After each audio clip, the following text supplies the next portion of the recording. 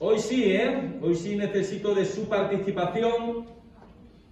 No vamos a ver demasiadas cosas y si es más de compartir opiniones, de compartir ideas, porque puede dar lugar a distintas interpretaciones, ¿no?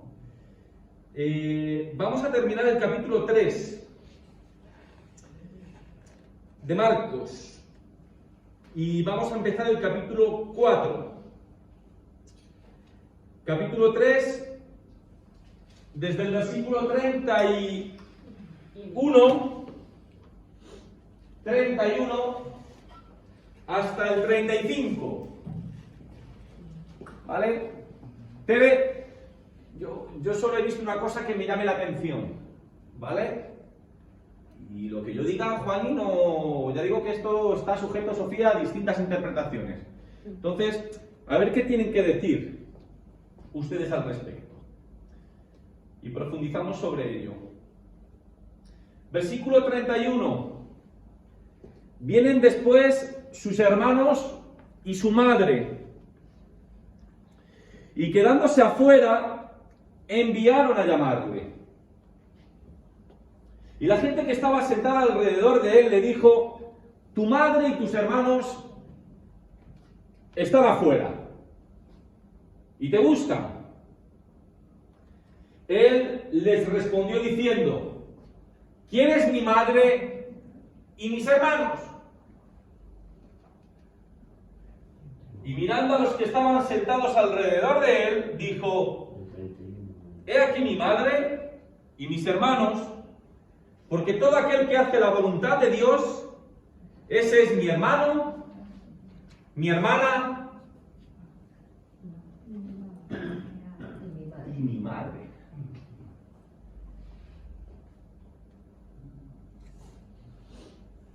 ¿Qué les parece? ¿Qué es lo que más les llama la atención a ustedes de estos versículos?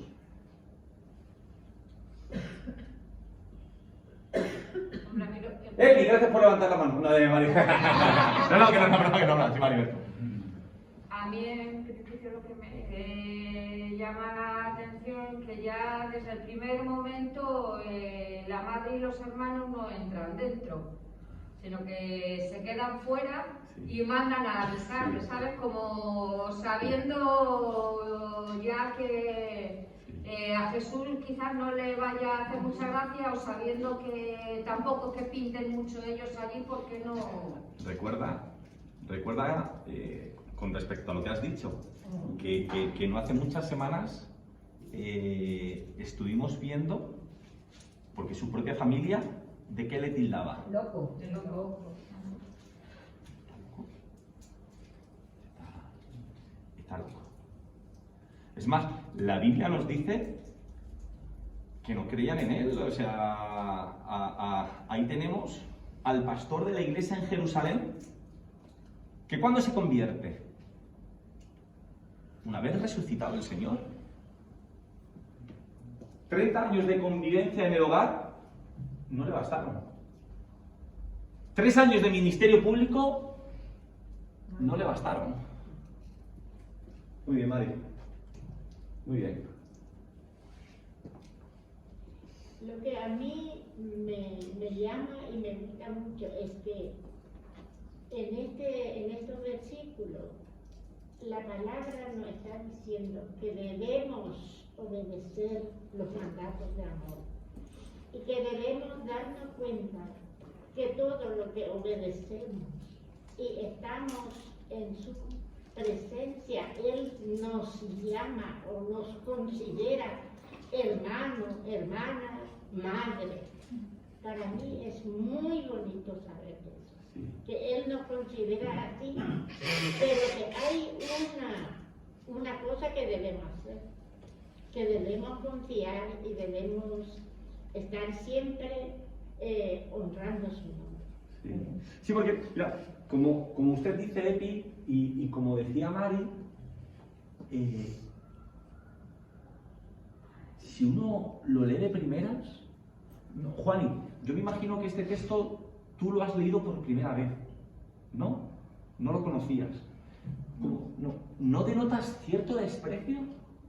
O sea, ¿me permites la pregunta? ¿Tú sabes quién es tu madre?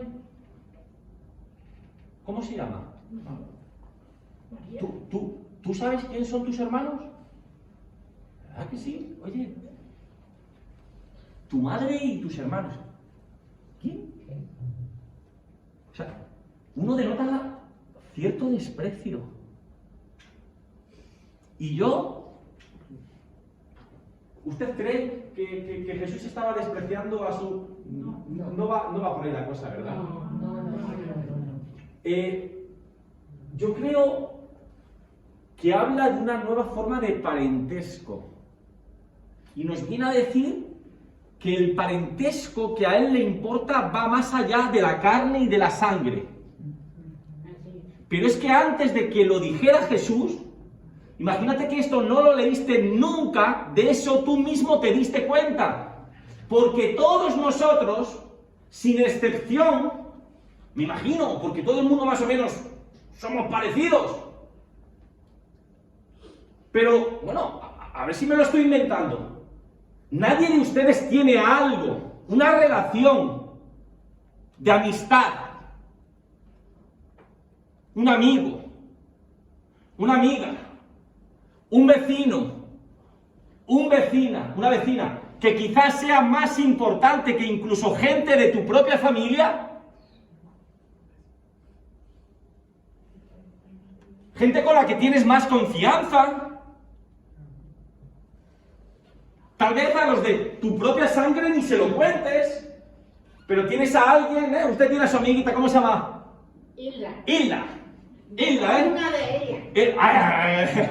No, pero nada me dice, no, es que Hilda es especial, ¿vale?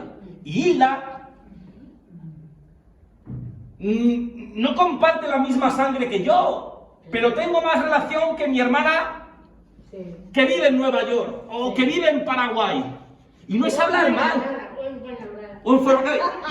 Y no es hablar mal, pero es la realidad, ¿o no? ¿O no es así? ¿O no es así? Entonces, está hablando de que esto del parentesco poco tiene que ver con la carne, con la sangre, sino que hay otras cosas que lo definen aún mejor. Y aquí ya es donde podemos especular. Yo he cogido 4 cositas, pero usted puede coger otras 8 más, o 12 más. Pero miren, por ejemplo, ¿de qué depende el verdadero parentesco? Creo. He cogido 4 cosas. Mira, en primer lugar, por ejemplo, el verdadero parentesco depende de una experiencia común. ¿Por qué las personas, Sofía, no son iguales para nosotros? Hay gente que es especial para nosotros porque hemos compartido con ellas una serie de cosas. Y qué bonito es poder juntarte con alguien y hablar de cosas que has experimentado junto o vivido junto. Sí, así es. Hoy me han invitado a comer, eso es lo que quiere mi madre que dijera, cosa que no se queda bien. Me han invitado a comer. Vale, sí. O sea, yo no voy a esos restaurantes, no voy. Porque mi nivel adquisitivo, pues no es para esos restaurantes, ¿vale? Y he comido borrosa de verdad. O sea, ¿cómo se dice? Más feliz que guarro en un lodazal, se dice, feliz. Pero yo estaba sentado con un montón de personas con las que no tenía ninguna relación. Sí, bueno, con mi mujer. Pero quitando a mi mujer con nadie más. Con nadie más. ¿Por qué? Porque yo no he compartido nada con ellos. Ustedes, Rosa, ¿quién piensa que se han sentido más a gusto? ¿Marimar o yo? Y ya le adelanto que yo he comido más que Marimar. ¿Pero quién se ha sentido más cómoda? Marimar, ¿por qué? Porque ha compartido cosas con ellos. Ha compartido cosas. Qué importante es tener una experiencia común. Nosotros como cristianos, Tere, ¿qué experiencia en común compartimos? Una entre muchas, que todos somos pecadores perdonados por la gracia de Dios. Amén. Todos tenemos nuestro pasado, todos tenemos nuestros dolores, nuestras cadenas, nuestras cositas, unos de aquí, otros de acá, pero hay algo que nos une. Y es que tanto usted como yo, da igual que usted esté sentada y yo esté hablando, somos pecadores y perdonados por la gracia de Dios. Y eso nos une, nos une. Por eso decimos que somos una familia espiritual. Número 2, tenemos un interés común. Hay gente que puede pensar, uno en blanco y otro en negro, pero ¿cómo une tener un mismo interés? Yo no me voy a ir a lo material, me voy a ir a lo espiritual. Como cristianos, ¿qué interés en común podemos compartir usted y yo? Usted puede pensar acerca de, no sé, por ejemplo, el arrebatamiento. Usted puede tener un concepto, una idea, yo puedo tener otra. Pero llegado el caso, eso nos da igual, porque tenemos un interés común. ¿Y cuál es? Conocer más íntimamente al Señor. Porque venimos a la iglesia, si no. Además de adorarle y de alabarle, porque queremos conocerle más. ¿No hay una canción que dice quiero saber más de ti? Yo sé que me han echado de menos, pero ustedes no cantan quiero saber más de Félix. Si predica el pastor Justiniano, igual de contento, no pasa nada. Porque nadie viene por Félix. Viene porque queremos saber más del Señor. Número 3. El verdadero parentesco depende de una obediencia común. Yo me pongo a pensar en ese primer grupo de discípulos. Si es que cada uno era de su padre y de su madre. Hombre, feliz, claro, es normal, no. Pero lo que quiero decir es que eran tan distintos, eran tan diferentes. Olga, ¿qué tenía que ver un publicano ladrón con un fanático religioso? Yo creo que antes de ser discípulos de Jesús se odiaban. No sé si se conocían, pero si se conocían se tenían que odiar, porque eran personajes antagónicos, ¿sabes? Era como yo con un madridista. Bueno, por cierto, aquí no te he preguntado, ¿de qué equipo eres, hijo? Pero de Madrid no eres, ¿no? Es que te he decidido, no entra en casa. Vale, que no. Esa es una pregunta que no debí obviar. No, bueno. Vale. Y uno piensa en una cosa, otro piensa en otra cosa, pero hay algo en lo que están de acuerdo, y es que han escogido al Señor, Jesús, como maestro y como su Señor, y están dispuestos a obedecerle. En un pelotón, ¿ustedes piensan que todo el mundo opina igual? Clases sociales distintas, ideas políticas distintas, pensamientos distintos, culturas distintas, pero se convierten en camaradas porque obedecen a una misma voz. ¿Qué importa que nosotros seamos tan distintos si hemos escogido a Jesús como maestro y Señor? Y número 4, no hay nada que una más que tener una meta en común. ¿Cuál es el problema de las iglesias? ¿Por qué se separan muchas iglesias? ¿Por qué no nos juntamos tanto entre iglesias? ¿Por qué queremos priorizar nuestra línea de pensamiento? Lo que yo pienso, Eliseo, es lo correcto. No me vengas con tontería. Lo mío es lo mío. Y las iglesias nos ponemos a discutir. ¿Cómo debemos observar los símbolos de la mesa? ¿Cómo debe de ser nuestra alabanza? ¿Cómo debe ser la elección de los...? Y nos perdemos en 50.000 cosas, cuando lo importante y nuestra finalidad, además de conocer más del Señor, es que más personas conozcan de Él. Y siempre estamos diciendo, no, ellos alzan la mano, no, ellos hacen esto. Y no teníamos que ser, lo único que teníamos que hacer es eso que dijiste. Claro. Mirar, Claro. procurar que la gente le conozca. Yo compartí el otro día en Facebook un artículo que leí gracias a su pastor. Igual, un hombre, una iglesia de 10.000 personas, 30 años pastoreando la iglesia, y por una predicación la han echado. Oh, ¿dónde quedaron los 30 años de servicio? Lo compartí con Fernando y Teresina porque son portugueses. Perdón, ella es brasileña y entiende el portugués. Y tal, la predicación está en portugués. Esa es la tristeza, la realidad de las iglesias, que no se puede hablar de distintas ideologías, de distintos pensamientos. Todo el mundo tiene que pasar por el mismo filtro, pero ¿por qué hay que ser tan cabezones? ¿Qué necesidad tengo yo de convertirla a usted a mí? No. ¿Por qué ser iguales si Dios nos hizo distintos? Ni los dedos no son iguales.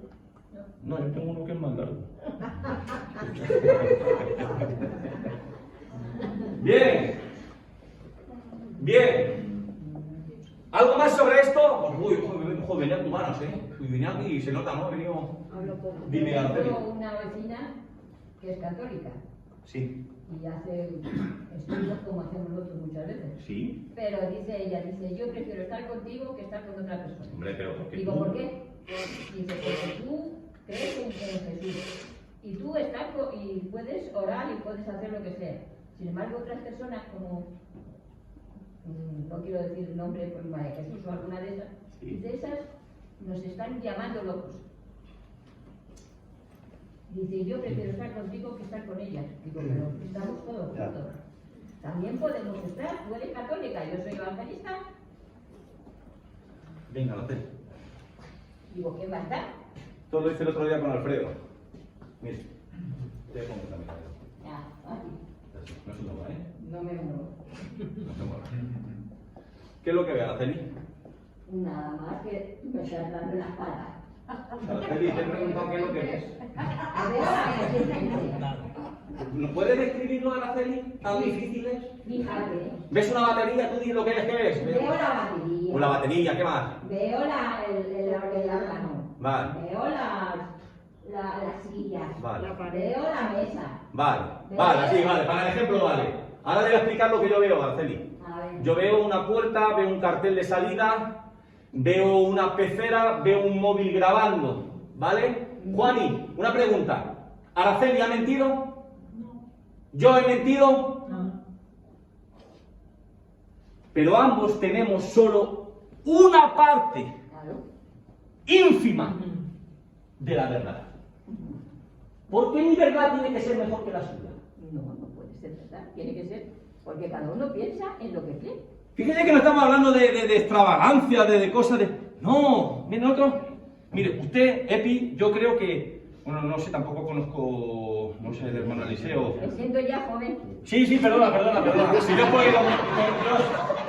Yo porque saliera en cámara. ¡Ah, mira, qué bien! Porque la gente me pregunta, ¿quién es esa persona que habla? Digo, espérate que un día la cojo para...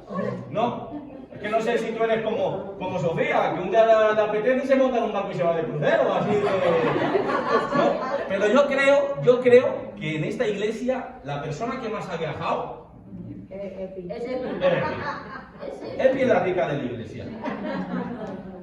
Israel, España, Paraguay, Estados Unidos, Japón. ¿También has ido a Japón? Sí. ¿Qué más? ¿A un país más? Sí, mucho más, pero no recuerdo. ¡Mucho más! Ahora, Londres. oye, Epi, cuando uno viaja, ¿de qué se da cuenta? Lo único que yo me doy más cuenta donde viajo y donde voy y encuentro una iglesia, un hermano, la unión que Dios nos hace. No importa qué idioma hablamos, qué color tenemos el mismo, la misma idioma que Cristo nos Me río porque mira, Epi, le cuento un secreto ahora que no nos escucha nadie. Yo tengo una mujer incircuncisa. Yo el domingo estaba en Inglaterra, pero yo quería ir a la iglesia. Y Marimar, por eso digo lo que es incircuncisa. ¿Pero a qué vas a ir a la iglesia, chico? Y no te vas a enterar de nada. Pero yo quiero ir a la iglesia. Los domingos yo quiero ir a la iglesia. Y hasta que no vi una iglesia, no me quedé tranquilo. Y me pongo a mirar así, tenía como una especie de ojo de buey.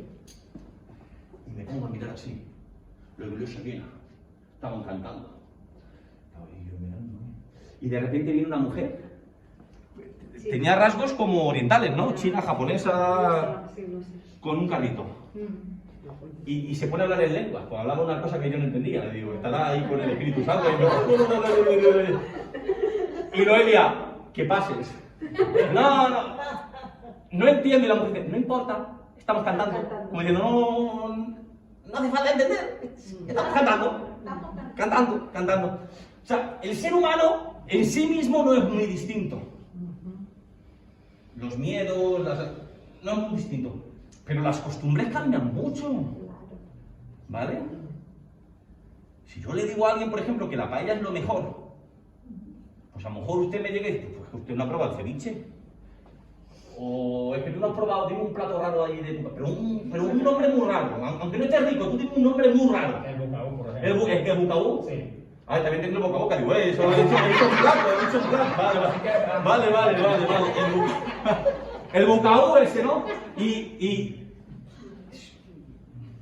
Entonces, nos hace falta, Araceli, nos hace falta mayor respeto, mayor tolerancia, mayor empatía, porque no somos el ombligo del mundo y porque todos somos creación de Dios, ¿vale? Bien, muy bien. Había levantado la mano, ¿no? Sí, bueno, lo había declarado, pero me gustaría saber, bueno, no puedo la Biblia, ¿no? ¿Qué querían decir a Jesús, sus hermanos y su madre? Si le conocían en casa. Si él estaba predicando a la gente, ellos, bueno, miren que estamos aquí. Pero ¿para qué? Sí. ¿Qué querían decirle? ¿Qué querían preguntarle? Tú estás con gente que tú no conoces. Nosotros que somos de tu sangre, ¿qué pasa? Sí. Pienso yo, ¿no? O sea, Sí. No pretendo adoctrinar porque no lo sé. El contexto anterior, lo único que sabemos del contexto anterior es que lo tienen por loco. ellos mismos. O sea, lo hemos estudiado hace 2 o 3 semanas. Sí. Fue lo último. O sea, si nos retrotraemos a la anterior aparición, lo único que sabemos es que los hermanos y la madre lo tienen por loco. Y ya explicamos las posibles motivaciones, ¿no? Una persona que deja su trabajo estable, que se va a la aventura, no tiene un lugar fijo donde... Vimos, se hace enemigos de los que no debe, o sea, una serie de cosas que... No es como, yo qué sé, si acaso uno de tus hijos Sí. quiere hablar, papá, en la calle, mi padre es ese que está predicando. Decirle que estoy aquí, que venga, que salga y que me vea. Sí. ¿Por qué? Porque yo soy su hija, que salga Sí. que salga y que me vea. Si os está predicando, no le conocéis, os está predicando a vosotros, yo que soy su hija o su hijo, que salga. Sí. Yo creo que es lo que preferirían. de- No, está bien. Nosotros somos, y que salga, que no. Sí. Llamarle. Está bien. Pero o sea, mamá y los demás hermanos, ese hombre está predicando a la gente, ¿por qué él tiene que salir? Solamente porque vosotros estáis Sí. allí, de que, Sí. bueno, hacer que eso es nuestra, Sí. que salga, y yo creo, a mi manera de verlo, no sé. Llamarle. Llamarle. Ah, sí. Llamarle. Yo digo, sin pretender porque no sé. Yo entiendo que para la familia... Mira, en otro modo, es lo que pasó con Judas. Nosotros tenemos, bueno, ¿por qué tengo yo que ofender a nadie? Yo tengo mucho de Judas. Ah, en traidor. Bueno, yo no me refiero a eso. Yo quiero ir al génesis de esa traición. ¿Vale? Judas no tiene por qué ser un mal chico. Judas simplemente tenía una idea de Mesías. Una idea que seguramente se le habían inculcado en casa. ¿Vale? Y él tenía una idea. Y cuando se quiere dar cuenta, la realidad no tiene que ver nada con eso que él esperaba, con eso que a él le habían predicado, con eso que a él le habían enseñado. Y lo que él hace, ¿cuántas veces yo quiero meter a Dios en mi caja? Reducirlo a lo que yo pienso, a lo que yo creo, a lo que yo considero, porque la cabeza es hasta donde me da, o es lo que mis padres me enseñaron, o es lo que la iglesia ¿me entienden? Los hermanos también tenían su idea. Y ven y desvarío tras desvarío. Entonces yo me imagino que como familia que quiera a los suyos, quiere rescatarlo, quiere librarlo, quiere protegerlo. Nada más lejos de la verdad. ¿Quién necesitaba? ¿Él de ellos o ellos de él? Ellos de él. Pero seguramente la familia no tenía ese concepto. ¿Eran malos? No, lo querían. El primogénito. La madre que lo tuvo 9 meses. ¿Cómo no lo van a querer?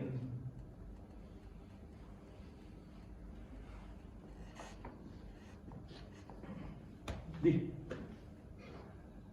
No, que en cuanto al tema este que se está hablando, que yo creo que hay algo que debemos de tener presentes, es que era un concepto totalmente diferente, tanto el de Jesús como el de la familia. La familia venía, se movía conforme al concepto carnal. Se movían así. Ahora, ¿por qué esa respuesta que humanamente o carnalmente puede chocar en el ser humano cuando Jesús dice, ¿quién es mi familia? Porque mientras que la familia estaba analizando el comportamiento de Jesús desde una perspectiva carnal, Jesús sabía en qué esfera se estaba moviendo, que no tenía nada que ver en el sentido de la palabra con la esfera carnal, sino con la esfera espiritual. Jesús ya dijo en cierta ocasión, yo no he venido para hacer mi voluntad, sino la voluntad del que me envió. ¿Y cuál era esa voluntad? Rescatar a la humanidad, salvar al ser humano. Y la familia, sin darse cuenta, estaba siendo un obstáculo para llevar a cabo aquel propósito para el cual Jesús había venido. Y por eso él, en el buen sentido de la palabra, que no está diciendo ninguna contradicción, dice, ¿quiénes son mi familia?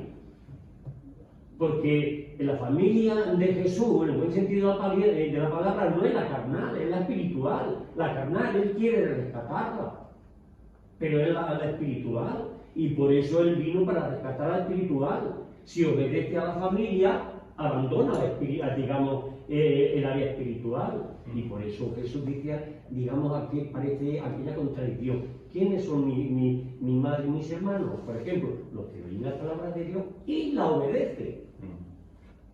La obedecen, o la guardan. Muy bien. Vamos a lo último, hermanos, y finiquitamos el estudio. Para estos 2 versículos tenemos 17, 18 minutos. Aquí igual, yo solamente veo una cosa, ¿vale? Una cosa, pero bueno. Versículo 1 y 2 del capítulo 4. Otra vez comenzó Jesús a enseñar junto al mar, y se reunió alrededor de él mucha gente, tanto que entrando en una barca se sentó en ella en el mar, y toda la gente estaba en tierra junto al mar, y les enseñaba por parábolas muchas cosas, y les decía en su doctrina, bueno, eso ya la semana que viene.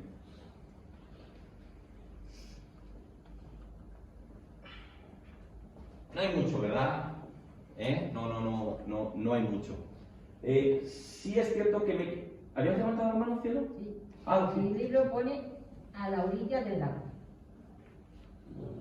Sí, bueno, tu libro es más real, porque es un lago. Es un lago, no es un mar. Sí, es un lago muy grande. Bueno, muy grande, es un lago grande, pero no es un mar. Sí, es un lago. el lago. Sí, sí. Pero te han dicho mi libro. Bueno, la Biblia. No, no, Es que hasta Biblia. no, pero es que he caído cuando me han dicho, mira, si es la palabra, yo pensaba que me he traído el libro, ¿qué libro te has traído hoy a la fe? Está muy bien, preciosa, muy bien. Miren, lo he hecho a propósito, ¿vale? Porque no hay mucho donde rascar. Simplemente quiero dos cosas. La primera, nada, así muy de soslayo. Sabemos que Jesucristo lo había intentado. ¿Dónde había empezado a predicar él? En el sitio tradicional, en las sinagogas, pero allí encontró rechazo. Entonces, él tiene una idea y sigue con ella. No puedo hacerlo en la sinagoga.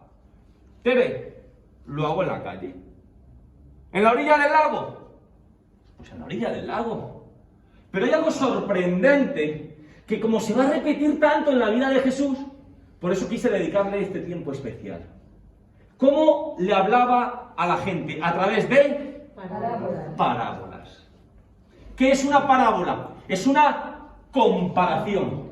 Es como si pones dos cosas juntas, y algo, por ejemplo, algo terrenal te va a dar un mensaje de algo celestial, ¿vale? Pero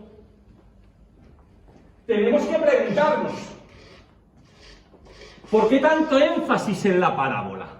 Bueno, para empezar, tenemos que darle todo el mérito, porque vemos que él innova, que no tiene ningún problema en desarrollar nuevos métodos. Y eso como iglesia nos tiene que enseñar. Me ponen trabas en un sitio, me voy a otro y desarrollo un nuevo sistema, un nuevo método. ¿Vale? Y eso hay que decirlo así. Ahora, ¿por qué Jesús escogió este método y no otro? Yo he buscado 4 razones, que las digo así de sopetón y luego les dejo hablar. ¿Vale? Mire, la primera, ¿por qué por parábolas, Araceli? Primero, para hacer que la gente le escuchara. Es que él no lo tenía tan fácil como yo. Porque usted, ¿dónde está? En la iglesia. Entonces, Rosa, le guste o no, como que siente cierta obligación a escuchar, ¿no? Estoy en la iglesia, pues hay que escuchar. Pero cuando la gente está en la calle, no tiene obligación de nada. Yo cuando estaba allí en Cambridge, había unos coros navideños y otros que tocaban, lo hacían la mar de bien. Pero yo, Juan, iba ahí, me quedaba un ratito, 30 segundos, 40 segundos, 50 segundos, y luego cogía y me iba. En la iglesia dicen, no, es que hasta que no lleguen las 8:30, entiéndame, que todo el mundo es libre para irse, no, es que hasta que no lleguen las 8:30, no me puedo ir. En la calle uno se puede ir en cualquier momento. Por tanto, el Señor tenía que atraer a la gente y una vez atraída a la gente, mantenerla. ¿Vale? Usa ese método porque tiene que atraer a la gente y mantenerla. Que vengan y que se queden. No solamente a escuchar la introducción, a escucharlo todo. Número 2. Estaba siguiendo un método que para ellos era familiar. ¿Vale? O sea, Jesús no inventó nada. Si ya en el Antiguo Testamento encontramos parábolas, ya no te estoy diciendo que te vayas a otros libros. En el Antiguo Testamento ya tenemos parábolas. La más famosa es la que su nieto, Natán, le dijo al rey David. Ah, bueno, que no era su nieto, pero bueno, era Natán, ¿no? Vale. La que el profeta Natán le dice a David, acerca de la corderita. Como tú no lo has escuchado, porque iba a pasar de largo, pero como tú no lo has escuchado, por respeto yo te la voy a explicar. Bueno, hay un rey, y como rey, pues, él puede tener, en aquel tiempo, bueno, en este tiempo también, pero viendo la experiencia que tenemos, En aquel tiempo un rey podía tener lo que quisiera. David tenía mujeres, ¿vale? Pero se fija y se encapricha de la mujer de uno de sus valientes, de uno de sus guerreros. Y para conseguirla, bueno, conseguir que la haya conseguido, por métodos ahí medio docentes. Pero oye, para que la cosa sea menos fea, a su héroe le pone en el fragor de la batalla para que se lo cargue. Porque David era un buen amigo. ¿Vale? Y viene el profeta. Y le cuenta esta historia. Y ahora usted me dice qué piensa, ¿vale, Juan? Mira, había un señor, que tenía de todo. Un montón de vacas, un montón de ovejas. Y había un pobre campesino, un pobre Eliseo, que lo único que tenía, o sea, no llegaba ni a vaca, ni a oveja, un corderito ahí, un corderito. Y el rey tiene una visita. Y el rey dice, pues no quiero usar de lo mío, le voy a quitar a Eliseo su corderito.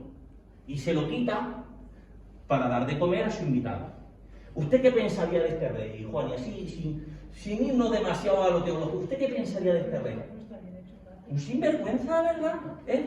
Pues, claro, esa historia se la cuenta el profeta David, para que él reflexione, piense y llegue a la conclusión por sí mismo. ¿Vale? Es decir, que la parábola, eso ya existía. Es más, ni en la Biblia. Hubo una vez, les voy a contar dos si tenemos tiempo, un emperador se llamaba Antonino. Antonino, vaya nombre, emperador Antonino. Le preguntó a un rabí, a ver, ¿cómo puede existir esto del castigo eterno?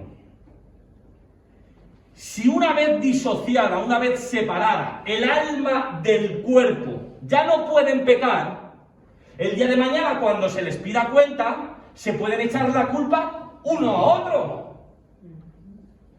Y el rabí se lo explica de esta manera. Había un rey que tenía un gran huerto con un fruto maravilloso. Y puso a dos guardianes para que estuvieran pendientes de ese fruto. Uno era ciego y el otro era cojo. El cojo vio el fruto y dijo, madre mía, qué maravilla. Y le dijo al ciego, móntame a caballito, móntame a burrito, llévame hasta allí, cojamos el fruto y nos lo comemos. Y lo hicieron. Tiempo después llegó el rey.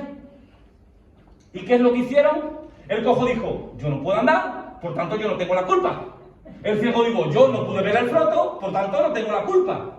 ¿Y qué es lo que hizo el rey? Hizo que el ciego montara burrito al cojo para inculpar a los dos. Dice, igual será el día de mañana. Otra parábola.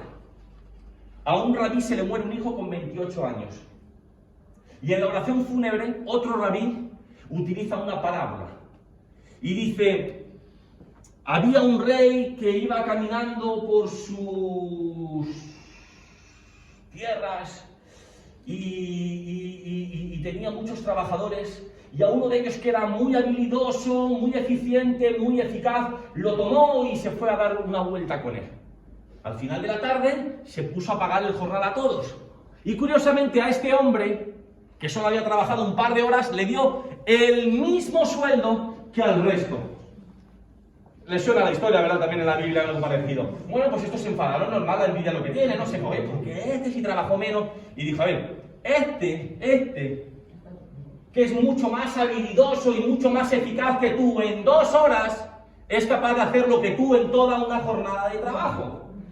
Y ahí está la palabra, dice, lo mismo le pasó al hijo del rabí. En 28 años aprendió tanto y supo tanto que el Señor... Bueno, es decir, ¿qué estoy diciendo con todo esto que les he contado?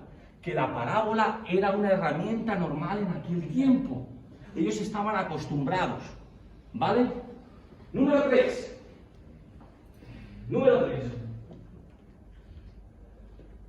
¿Por qué utiliza las parábolas? para hacer concretas las ideas abstractas. Las ideas abstractas son difíciles de definir. Si sacamos el tema de la belleza, podemos estar aquí filosofeando toda la noche y llegar a distintas conclusiones, ¿vale? Pero todo el mundo sabe reconocer a una mujer bella o a un hombre bello.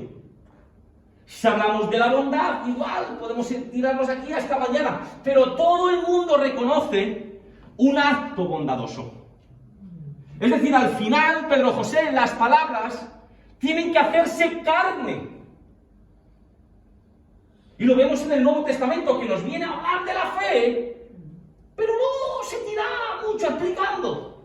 Sí, vale, yo sé, Hebreos 11.1, después la fe, la certeza de lo que se espera, yo todo eso lo sé. Pero al final, el Nuevo Testamento, para hablarnos de fe, nos habla de una persona, nos habla de Abraham. Porque nos hacemos imágenes para entender las cosas mejor. Entonces, para hablar de fe, se nos habla de Abraham. Las cosas tienen que hacerse carne. Él sabía que perdía el tiempo en explicar ideas abstractas, que gente sencilla, muchos de ellos sin estudios, por no decirte la mayoría, no iban a poder comprender. Necesitaba hacer carne las palabras. Y por último, que yo he encontrado, ahora ya les dejo hablar. Por último, y esta es la que más me gusta, obligaba a las personas a pensar por sí mismas.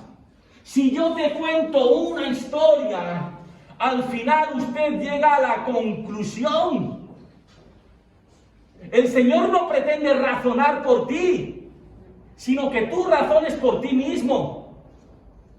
No hay peor cosa que un padre pueda hacer con un hijo, a nivel de estudios me estoy refiriendo, que hacerle las cosas.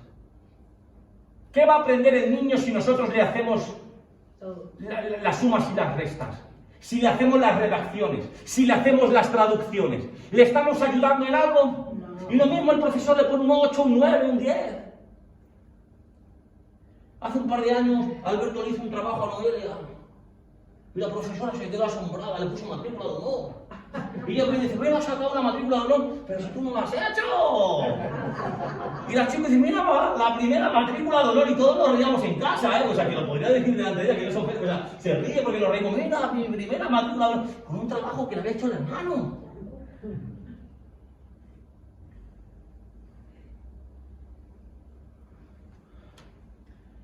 Tere, el Señor no quiere ahorrarte el pensar.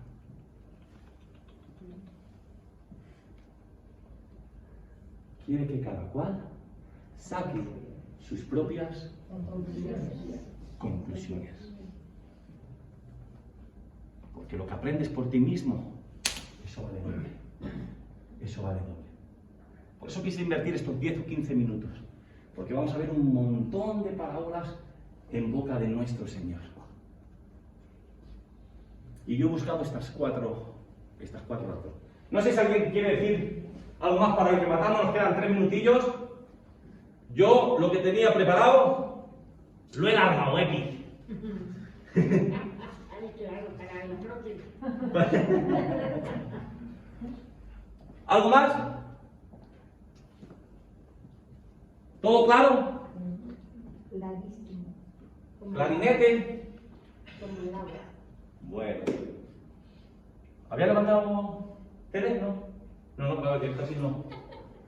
Nos despedimos entonces con una oración. Y es que el Señor ¿Sí? no hace lo que nosotros sabemos hacer. Él hace lo que nosotros no sabemos y no podemos. Sí. Y nos deja hacer a nosotros Sí, lo que tenemos claro, que hacer. sí. Él no hace.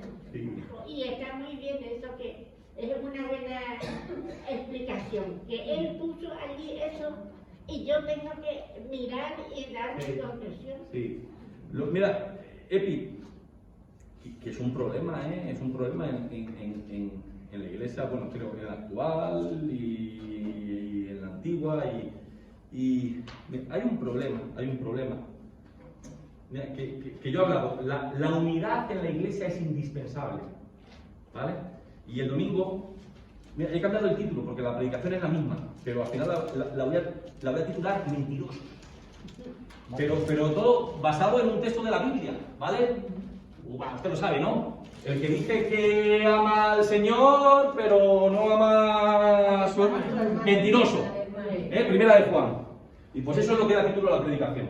Porque vamos a hablar de las relaciones interpersonales, de la restitución del agravio, de ese tipo de cosas. La unidad es indispensable, es innegociable. Así es. La uniformidad, no. Mi hija va al colegio y va vestida igual que el resto. ¿Vale? Y aquí podríamos venir todos vestidos igual. No hay coros de iglesias así súper chulos, con su... todo vestido igual, sí. Pero es que pensamos que toda la gente tiene que pensar igual. Y si fuéramos honestos, podríamos decir que en una iglesia nadie piensa igual de casi nada. Pero no. En las iglesias decimos a la gente lo que tiene que pensar. ¡Por tu bien! ¡No! Cuando tú piensas ya por mí, yo hago que pensar, mi pensamiento tiene que ser el tuyo, ya no te estoy ayudando. No pasa nada porque lleguemos a conclusiones distintas. Y qué lindo sería que en una iglesia uno tuviera la valentía de decir, pues yo esto no lo veo así, o no lo tengo muy claro. Ustedes, el 95% ante esto dicen amén, pero yo no lo, pues no. Y no mirarle raro, que dicen, ¡hala, Gaby, pero qué sinvergüenza! ¡Pero qué perdido! ¿Perdido por qué? Entonces, ¿qué hacemos en las iglesias? La gente calla. La gente calla. Pero no porque no piense, porque se le calla. Tengo la iglesia bajo control. ¿Pero qué control tienes? ¿Qué control tienes? Y en esa iglesia nunca habrá crecimiento. Al menos de madurez. Al menos de... Porque la gente no puede pensar. Y si piensa, el resultado de sus conclusiones, pues se lo queda para él. O se lo queda para ella. Si el Señor no pretendió hacer eso, ¿por qué nosotros sí? El Señor nos predicó y dijo, y esto es lo que tienen que pensar. No. Aquí te cuento esto y ahora tú vete a tu casa y le das vueltas al coco. Y a ver cómo eso trabaja en tu vida. Yo veo muy interesante. Y nos tiene que hacer pensar. Que el Señor no iba ahí tras de que nadie se convirtiera. El Señor sanaba a personas extranjeras y nos decía, y ahora conviértete al judaísmo. Ahí donde estás, en tu cultura, en tu forma de ser, en tu religión, que algo nuevo brote en ti. Pero no le decía ahora, reniega de toda tu vida y vuélvete al judaísmo como somos todos. No, eso no lo decía el Señor. No lo decía, no me puedes buscar un ejemplo. La mujer de ahí estaba. Y la mujer seguía con su cultura y con sus cosas y con sus historias. Pero el Señor había trabajado con ella. Qué importante es que sobre las cosas que nosotros vayamos leyendo, vayamos estudiando, vayamos escuchando, saquemos nuestras propias conclusiones. ¿Qué tiene lo bonito qué es lo bonito de los estudios en que podamos hablar y podamos participar? Cada uno puede decir. Claro, porque si no, al final siempre es lo que el pastor dice. Pero es que eso no nutre una iglesia. No nutre. Ni nutre. ¿Y qué pasa? Que la gente al final se acostumbra, no digo todo el mundo, porque ya te digo, hay gente que se lo queda y punto. Pero que al final nos hacemos vagos. Si ya tengo a este para que piense por mí. Usted dígame qué es lo que tengo que hacer y ya está. ¿Qué tengo que hacer? ¿Venir a la iglesia? ¿Sentarme en este sitio? ¿Quitarme el abrigo? ¿Colgarlo en la percha? ¿Saludar? ¿Eso es lo que tengo que hacer? Pues cojo, me voy. Y no nos damos cuenta, claro, que si somos así, dependiendo de la iglesia en la que estés, vas a ser de una forma o de otra. Porque al final siempre vas a coger la forma del pastor. Y mientras que nos centremos en esas cosas, pues nunca habrá una unidad real. Nunca habrá una unidad real. Y fíjense que esto no es el pastor Félix. Jesús. Cuento la cosa y me voy. Y luego llegaría a Jacinta y le diría a Justiniano, anda lo que dijo, madre mía. ¿Y tú cómo lo dices? No, pues yo entendí esto, yo entendí lo otro. Oye, no se acuerdan, ya termino, que se nos va el tiempo. ¿No se acuerdan, por ejemplo, cuando los fariseos, que Jesús a lo mejor dice una cosa y dice, y los fariseos sabían que se refería a ellos? Fíjate, el mismo mensaje, pero solo unos se sentían ofendidos. Yo te tiro una charla aquí. Aquí vino un hombre, puso una cerca y vino un hijo y luego vino el hijo y lo acabaron con su vida. Esto lo dice por nosotros. Mira, Bueno, hermanos, nos despedimos con una oración. Alfredo, hoy que no ha hablado nada, eso que está enfadado conmigo. Bueno, pero no pasa nada, yo le perdono por la gracia de Dios. Nos despide con una oración, amigo. Oramos, hermano. Gracias.